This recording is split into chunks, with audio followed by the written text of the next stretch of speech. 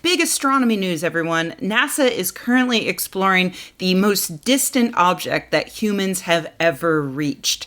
It's a rock located about 1 billion miles past Pluto, and it's shaped like a peanut due to it actually being two rocks that smashed together and are now spinning around together as one because of their gravity. This lovely little peanut was designated 2014 MU69. Nice. I'm not sure why, but the scientists involved in the mission got tired of calling it MU69, which again is a perfectly sweet name. So instead, they named it Ultima Thule, which of course is the mythical Arctic landmass thought by Nazi mystics to be the home of giant Ubermensch. Wait a minute. Wait, what? Oh shit. That's no good. To be completely honest, I had never heard of the Nazi legend of a place where enormous honkies strode the frozen landscape. So my first thought upon finding out that NASA chose this name was, oh, they probably didn't know either. So before I pulled out my pitchfork, I decided to do a little thing called research, unlike all you other triggered SJWs on Twitter. I quickly found this very informative Newsweek article describing the issue in a fair and balanced way.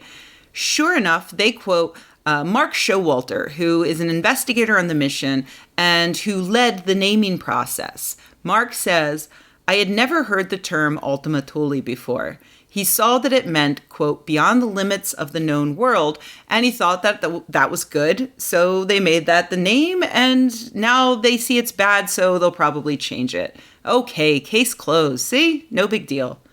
Oh, heck, actually, let's just keep reading, just for fun.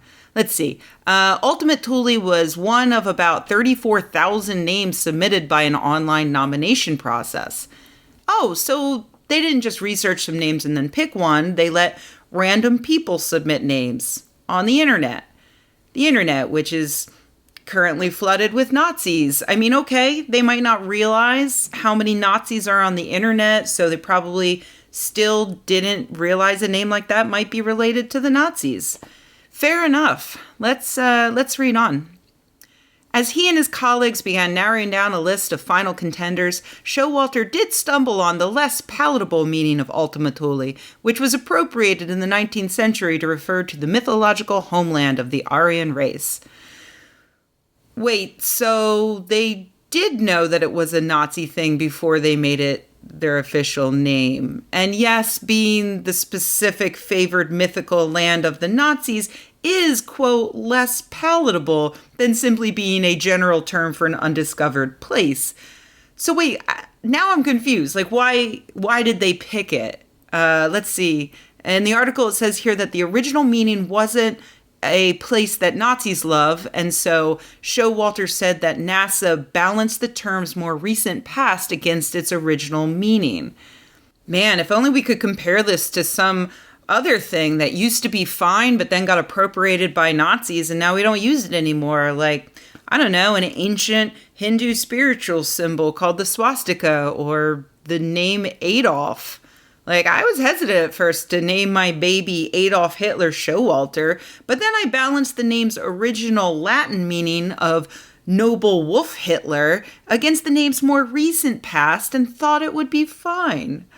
They do point out that, like me, a lot of people aren't familiar with the Nazi version of Ultima Thule, which probably made them think it was more okay than naming the object 2016 Adolf Hitler, which at first seemed to make sense to me until I remembered that in the past few years, I've learned so much about Nazis, both old and new, and particularly about how the new ones have developed their own distinct language and codes that they use to communicate so that they aren't immediately noticed as Nazis by general society, like certain hand signals or loads of different tattoos with various crosses and wolf heads, or 1488. I had no idea what that was until a few years ago. Just thought it was a year. 14 refers to the 14 words that make up a much-loved Nazi statement about white supremacy, and 88 refers to Hail Hitler, since H is the 8th letter of the alphabet. If you accidentally named an asteroid 1488, you might be forgiven. But if you chose 1488 from a list of things submitted by randos online, and then you Googled it and saw that it was often used by Nazis, why would you still use it? Like, if nobody knows what a thing means except for Nazis, maybe still don't use that thing because you're just going to make the Nazis happy. Let's keep reading. Back to Newsweek. In the end, NASA decided to include it in the popular vote.